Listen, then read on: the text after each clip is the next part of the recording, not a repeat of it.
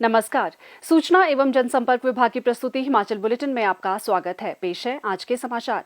UNCTAD द्वारा भारत की निवेश प्रोत्साहन एजेंसी इन्वेस्ट इंडिया को संयुक्त राष्ट्र निवेश प्रोत्साहन पुरस्कार 2020 का विजेता घोषित करने पर मुख्यमंत्री श्री जयराम ठाकुर ने प्रधानमंत्री श्री नरेंद्र मोदी को बधाई दी है। मुख्यमंत्री ने अपने संदेश में कहा, यह हर्ष का विषय है कि भारत की निवेश प्रोत्साहन एजेंसी इन्वेस्ट इंडिया को संयुक्त राष्ट्र निवेश प्रोत्साहन पुरस्कार 2020 का विजेता घोषित किया गया है। मैं माननीय प्रधानमंत्री श्री नरेंद्र मोदी जी को इस पुरस्कार तथा भारत को विश्व का सर्वश्रेष्ठ निवेश गंतव्य बनाने में उनके मार्गदर्शन व प्रोत्साहन के लिए हार्दिक बधाई देता हूं। यह पुरस्कार UNCTAD द्वारा विश्व की 180 राष्ट्रीय निवेश प्रोत्साहन एजेंसी द्वारा किए गए कार्यों के मूल्यांकन के उपरांत भारत को उत्कृष्ट उपलब्धियों के लिए प्रदान किया गया है। यह माननीय प्रधानमंत्री जी के मार्गदर्शन के कारण ही संभव हो पाया है। यह पुरस्कार दर्शाता है कि भारत विश्व में बेहतर निवेश प्रोत्साहन सुविधाएं प्रदान करने वाला श्रेष्ठ निवेश गंतव्य है। मैं माननीय प्रधानमंत्री जी को उनके कुशल नेतृत्व में ईज ऑफ डूइंग बिजनेस में सुधार के लिए किए गए अतुलनीय प्रयासों के लिए आभार व्यक्त करता हूं तथा एक बार पुनः इस पुरस्कार के लिए बधाई देता हूं। धन्यवाद। आज शिमला से वीडियो कॉन्फ्रेंसिंग के माध्यम से मुख्यमंत्री श्री जयराम ठाकुर ने जिला सिरमौर के पांवटा साहिब विधानसभा क्षेत्र में 94 करोड़ रुपए की लागत की विकासात्मक परियोजनाओं के लोकार्पण और शिलान्यास किए। इस अवसर पर मुख्यमंत्री ने पांवटा साहिब के लोगों को संबोधित करते हुए कहा कि राज्य में कोरोना मरीजों की संख्या में वृद्धि ने राज्य सरकार को राज्य के विभिन्न विकास कार्यों का ऑनलाइन उद्घाटन और शिलान्यास करने के लिए बाध्य किया है। उन्होंने कहा कि ये सभी परियोजनाएं 1 साल के अंदर पूरी कर ली जाएंगी और वह व्यक्तिगत रूप से क्षेत्र का दौरा करके इन परियोजनाओं का उद्घाटन करेंगे। मुख्यमंत्री ने पांवटा साहिब विधानसभा क्षेत्र के लोगों का मुख्यमंत्री कोविड फंड और PM केयर्स में 55 लाख रुपए का योगदान करने के लिए आभार व्यक्त किया। क्षेत्र के लोगों ने मास्क और सैनिटाइजर प्रदान करने के लिए भी उदारता से योगदान दिया है। उन्होंने कहा कि राज्य सरकार पांवटा साहिब क्षेत्र के विकास पर विशेष बल दे रही है। श्री जयराम ठाकुर ने कहा कि केंद्र सरकार द्वारा यमुना नदी के चैनलाइजेशन के लिए 251 करोड़ रुपए की परियोजना को स्वीकृति प्रदान की गई है, जिससे क्षेत्र के लोगों को राहत मिलेगी। उन्होंने कहा कि लोगों को इस वायरस के फैलने से रोकने के लिए राज्य सरकार द्वारा समय समय पर जारी किए गए मानक संचालन प्रक्रिया का सख्ती से पालन करना चाहिए। उन्होंने कहा कि सर्दी के मौसम में इस वायरस के फैलने की अधिक संभावना है। उन्होंने राज्य के लोगों से अधिक सतर्क रहने और फेस मास्क और सामाजिक दूरी का पालन करने का आग्रह किया। एक बहुत गहरे संकट के दौर में से आज पूरा देश गुजर रहा है और उसमें हमारा हिमाचल प्रदेश भी उस संकट के दौर में से गुजर रहा है। कोरोना के इस संकट ने सारी व्यवस्थाओं को अस्त व्यस्त किया है, तहस नहस किया है।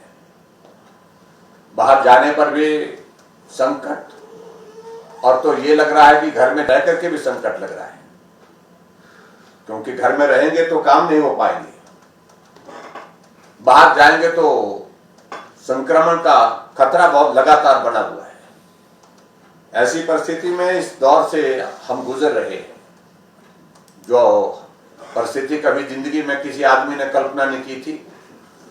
आज उस स्थिति के दौर में से गुजरते हुए हम आगे बढ़ रहे हैं, लेकिन हमें इस बात की प्रसन्नता कि ऐसे संकट में भी हमारे देश को एक मजबूत नेतृत्व नरेंद्र भाई मोदी जी के रूप में मिला है। वो नेतृत्व लगातार हमारे देश को ताकत दे रहा है, हमारे देश को गति दे रहा है, हमारे देश को हौसला दे रहा है आगे बढ़ने का।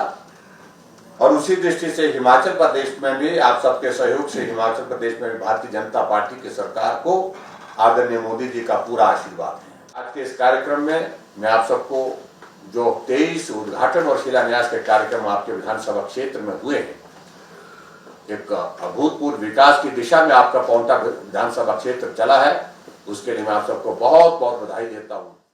आज शिमला से वीडियो कॉन्फ्रेंस के माध्यम से मुख्यमंत्री श्री जयराम ठाकुर ने राज्य के उपायुक्तों, पुलिस अधीक्षकों, मुख्य चिकित्सा अधिकारियों और उपमंडलाधिकारियों, तहसीलदारों, नायब तहसीलदारों और खंड विकास अधिकारियों के साथ आयोजित बैठक की अध्यक्षता की। इस अवसर पर मुख्यमंत्री ने राज्य के सभी जिला अधिकारियों व अन्य फील्ड अधिकारियों को कोरोना वायरस को फैलने से रोकने के लिए सामाजिक समारोह, विवाह इत्यादि में अधिकतम 50 लोगों की संख्या का पालन करने के संबंध में जारी मानक संचालन प्रक्रिया का प्रभावी कार्यान्वयन सुनिश्चित करना चाहिए। मुख्यमंत्री ने कहा कि राज्य में कोविड-19 रोगियों की संख्या में तेजी से वृद्धि हुई है, जिसका कारण एक रिपोर्ट के अनुसार सामाजिक कार्यों जैसे विवाह, धार्मिक कार्यों आदि में बड़ी संख्या में एकत्रित होना बताया गया है। उन्होंने फील्ड अधिकारियों को उल्लंघन करने वालों के खिलाफ कड़ी कार्रवाई सुनिश्चित करने के निर्देश दिए। उन्होंने कहा कि सभी उपायुक्तों को राज्य में आयोजित किए जाने वाले समारोह के संबंध में अपने संबंधित क्षेत्र से फील्ड अधिकारियों से प्रतिदिन रिपोर्ट लेनी चाहिए। उन्होंने कहा कि अधिकारियों को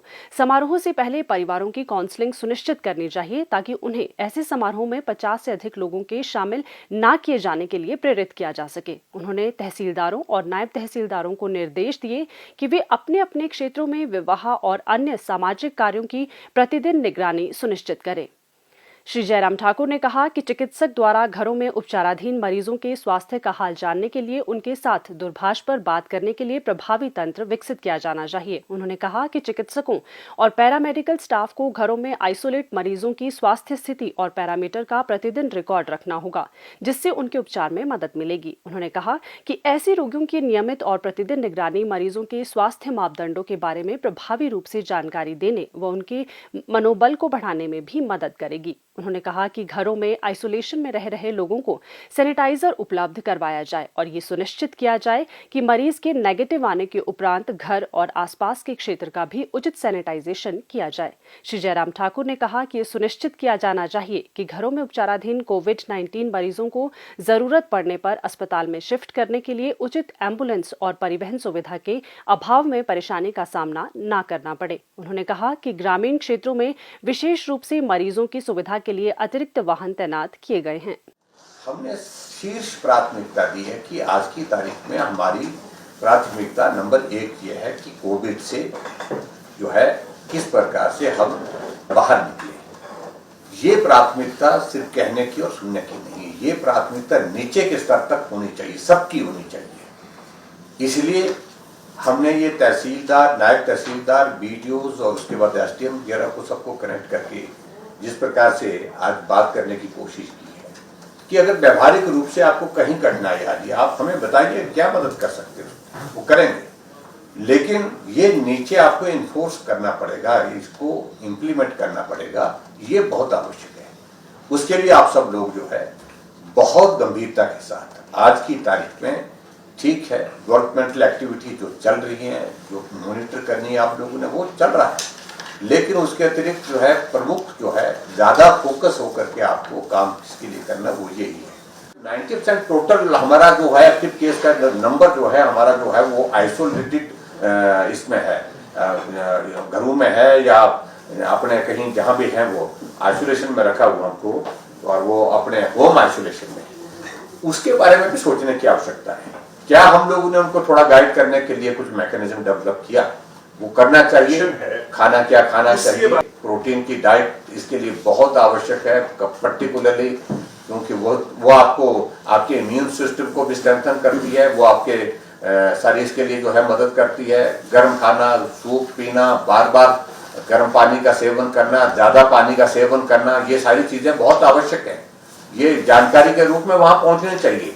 मुझे लगता है कि वैसे तो आप लोगों ने किया होगा, मुझे नहीं, अगर नहीं किया है तो सुनिश्चित करना चाहिए एक फॉर्मेट बना करके सभी आइसोलेशन में जितने हमारे होम आइसोलेशन में रखे हैं उनको हमको देना चाहिए। किया है हेल्थ डिपार्टमेंट की ओर से, लेकिन इसको नीचे तक पहुंचाने की जरूरत है। सशस्त्र सेना झंडा दिवस के अवसर पर मुख्यमंत्री श्री जयराम ठाकुर को आज शिमला में उपनिदेशक सैनिक कल्याण विभाग के लेफ्टिनेंट कर्नल PS अत्री ने झंडा लगाया। मुख्यमंत्री ने सशस्त्र कल्याण निधि में भी योगदान दिया। इस अवसर पर श्री जयराम ठाकुर ने राज्य के लोगों से इस निधि में उदारता से योगदान करने का भी आग्रह किया। इस निधि का उपयोग पूर्व सैनिकों के कल्याण के लिए किया जाता है।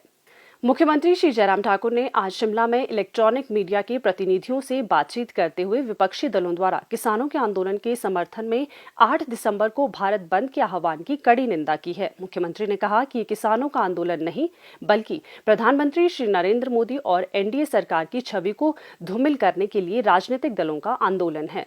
यह आंदोलन जो लोग कह रहे हैं किसान हित में है, जो लोग इस आंदोलन में शामिल है,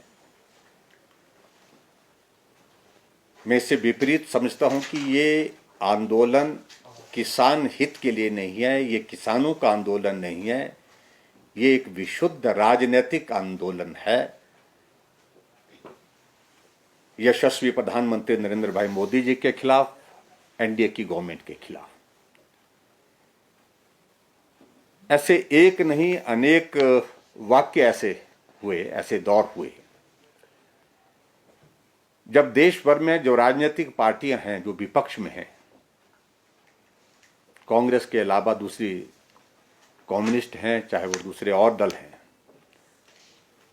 उनके सामने एक बहुत बड़ी चुनौती है नरेंद्र भाई मोदी। हम कैसे रोकें, कैसे हम एनडीए की सरकार को कटघरे में खड़ा करें, उस दृष्टि से एक नहीं अनेक प्रयास आज से पहले भी हुए और एक प्रयास जो है ये नया प्रयास इन दिनों में करने की कोशिश है। जितने भी दल इस आंदोलन को समर्थन कर रहे हैं, हालांकि जो जितने में इसमें जो किसान से संबंधित जो भी संगठन हैं, उन सभी संगठनों ने एक बात कही थी कि हम किसी भी राजनीतिक दल को या राजनीतिक नेता के साथ मंच साझा नहीं करेंगे। लेकिन जो राजनीतिक दल है उनको ये लग रहा है कि हमारे पास राजनीतिक जमीन रही नहीं और ये एकमात्र एक इस वक्त हमारे पास एक अवसर है, इस अवसर का हमको लाभ लेना चाहिए और उस दृष्टि से इस आंदोलन का समर्थन करने की दिशा में आगे बढ़ करके वो अपनी हाजिरी लगाना चाह रहे हैं। मैं एक बात को लेकर के बड़ा स्पष्ट कहना चाह रहा हूं, जब यूपीए की गवर्नमेंट थी, मनमोहन सिंह जी प्रधानमंत्री थे, उस वक्त भी यूपीए की गवर्नमेंट और मनमोहन सिंह जी और राहुल गांधी जी और उनके साथ समर्थन करने वाले अन्य दल भी इस कानून का समर्थन करने की बात एक बार नहीं, अलग अलग समय में कई बार कर चुके हैं। आदरणीय मोदी जी के मन में किसानों के लिए, बागवानों के लिए बहुत बड़ा सम्मान है और इसलिए उन्होंने हमेशा इस बात को कहा है कि देश की आबादी का 80% हिस्सा जो गांव में रहता है वो किसान है, बागवान है और उनकी आर्थिकी को मजबूत किए बिना, उनको ताकत दिए बिना देश समृद्ध नहीं हो सकता। इसलिए उन्होंने एक लक्ष्य के साथ बात कही थी कि हम चाहते हैं कि 2022 तक किसानों की आय को दुगना करने के लिए हमको प्रयत्न करना है और उस काम में हम लगे हैं। तो मैं आपके बीच में यही कहना चाहता हूं कि ये बहुत दुर्भाग्य है कि राजनीतिक मकसद के साथ इस किसान आंदोलन को एक रूप दिया जा रहा है, स्वरूप दिया जा रहा है, जिसमें लक्ष्य इनका है कि मोदी जी के खिलाफ, केंद्र सरकार के खिलाफ एक माहौल खड़ा किया जाए। मैं समझता हूं कि उसमें आज से पहले जितने भी उदाहरण हैं, सफलता नहीं मिली है उसमें और इसमें भी वो सफल नहीं होंगे। मेरा आप सबके माध्यम से अपील भी है सभी प्रदेशवासियों से, कल का जो बंद है, ये बंद जो है किसान के हितों के मुद्दे को लेकर के नहीं है, सिर्फ राजनीतिक मकसद की दृष्टि से है, तो इसलिए बंद का हिस्सा हम ना बने, ये भी मुझे साथ में अपील करनी है। प्रदेश में कोविड-19 के लिए अभी तक 5,72,495 लोगों की जांच की जा चुकी है, जिनमें से 5,26,101 सैंपल की जांच नेगेटिव पाई गई है। प्रदेश में कुल 45,258 लोगों में कोरोना वायरस के संक्रमण की पुष्टि हुई है, जिनमें से 36,634 लोग इस बीमारी से ठीक हो चुके हैं और 7,854 व्यक्ति उपचाराधीन हैं। हिमाचल बुलेटिन देखने के लिए सब्सक्राइब करें YouTube channel DPR Himachal, follow करें ट्विटर @DPRHP, लाइक करें Facebook page information and public relations department Himachal Pradesh, visit करें वेबसाइट www.himachalpr.gov.in। इस अंक में इतना ही, कल फिर होगी मुलाकात, दीजिए इजाजत, नमस्कार।